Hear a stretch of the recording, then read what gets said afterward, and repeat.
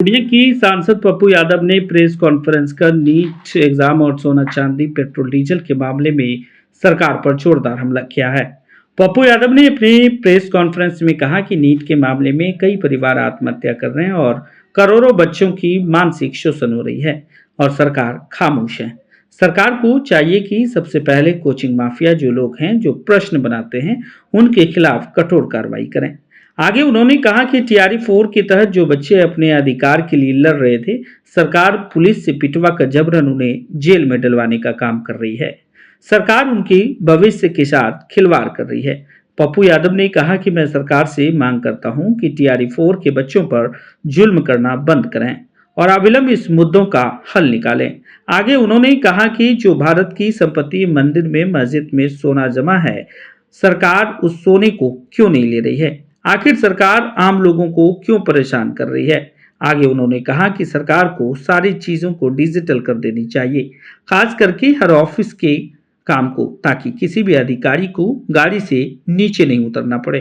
और विधानसभा हो या मेंबर ऑफ पार्लियामेंट या इलेक्शन, सारे चीज को डिजिटल कर देना चाहिए। इससे आम लोगों को काफी राहत होगी। एच स्टार 24 न्यूज के लिए पूर्णिया से शहनवाज आलम की खास रिपोर्ट। आनंद मोहन जी बड़े नेता है, सरकार है, नीतीश जी आनंद मोहन जी मित्र हैं। ऊँट बैठी हो जाए तो गधा ऊंचा होता है। अब कौन क्या बोलता है उससे हमको क्या लेना देना। राजनीति जो है स्वच्छ होनी चाहिए और जनता के लिए होनी चाहिए। और जो भी सरकार बनती है ना तो स्वच्छ राजनीति करती है और ना ही पारदर्शी राजनीति करती है। क्या उनका आरोप आपको लगता है?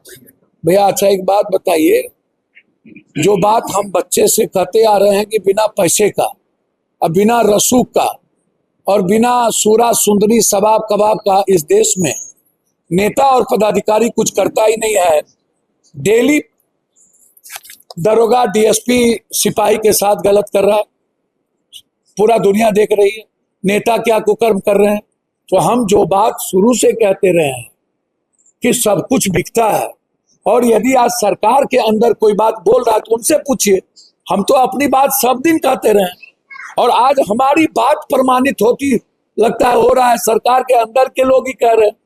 तो आप उनसे पूछिएगा ना। मैं इतना जानता हूं कि आनंद मोहन जी एक सम्मानित लीडर है। हमेशा हम तो उनको अटल जी अडवाणी जी को देखे थे और नीतीश जी को जाते हुए उनके यहाँ मिलते हुए बीपीपा में। अब कुछ लोग इसी तरह की गाली गलौज चलता रहता है। राजनीति में गाली गलौज का कोई जगह नहीं है।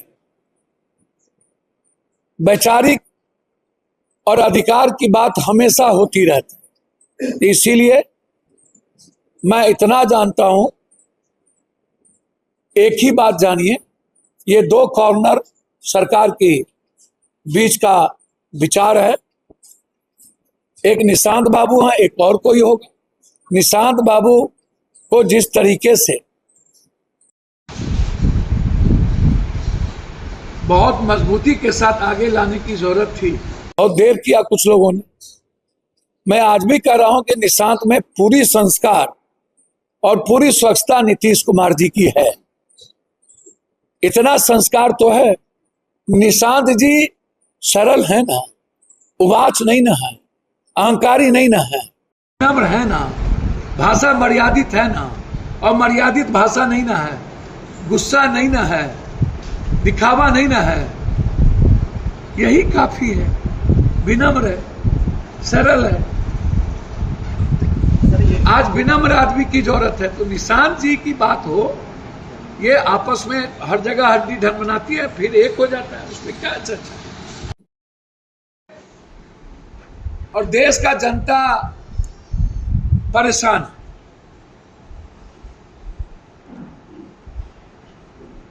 तीन तरह की चीजों को लेके, गैस,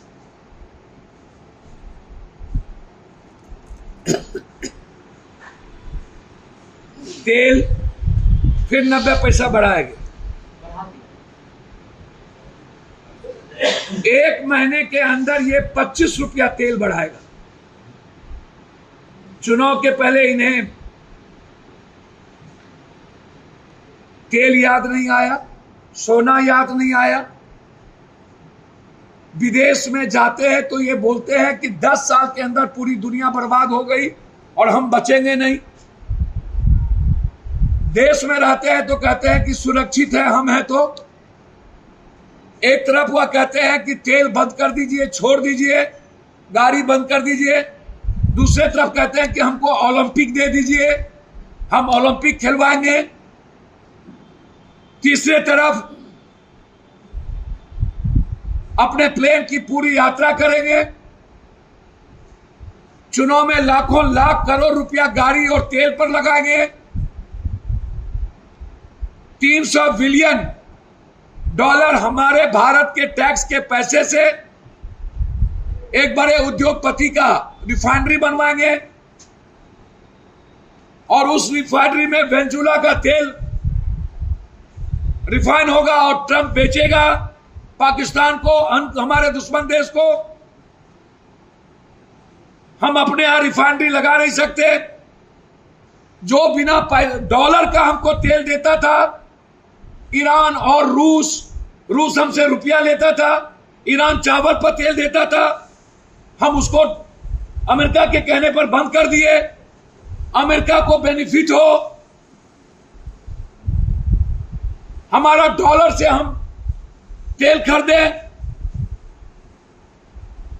लेकिन भारत के मिडिल क्लास, किसान, लोअर क्लास, आम आदमी को गाड़ी नहीं चलाना है, तेल नहीं खरीदना है, खाना नहीं बनाना है, हवा पी के रहना है, कुछ दिन में कपड़ा नहीं पहनना है, नंगे रहना है।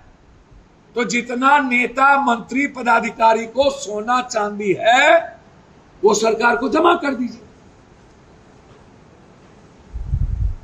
यदि आप सोना खरीदने आम आदमी को कहते हैं नहीं, तो फिर जितना MLA, MP, ex MLA, MP 40 साल 50 साल के अंदर जितना नेता और जितने कलेक्टर, आईएएस, आईपीएस, जितने बड़े उद्योगपति, पूंजीपति हैं, उनका जितना सोना है आप सरकार उसको जब्त कर ले। पहले आप दान देना बंद शुरू करिए। आम आदमी सोना नहीं खरीदे। पहले नोटबंदी में मार दो, जीएसटी में मार दो, रुपया में मार दो, डॉलर में मार दो, शेयर मार्केट में मार दो, कोरोना में मार दो, अग्निवीर में मार दो, बाढ़ में मार दो, और अब गैस में और तेल में मार दो। अब सराफा व्यापारी को मार दो, पहले किसान को मार दो,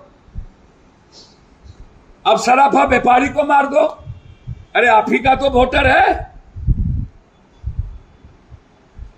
बारे बार तो मेरा डिमांड है कि जितने उद्योगपति, पूंजीपति के पास सोना और जितने मंदिर, मस्जिद, गुरुद्वारे, चर्च में सोना है, जितना सोना है उस सोना को जब्त करिए। ये मेरा डिमांड है। और सारे नेता पदाधिकारी का सोना जब्त, और सरकार का हो।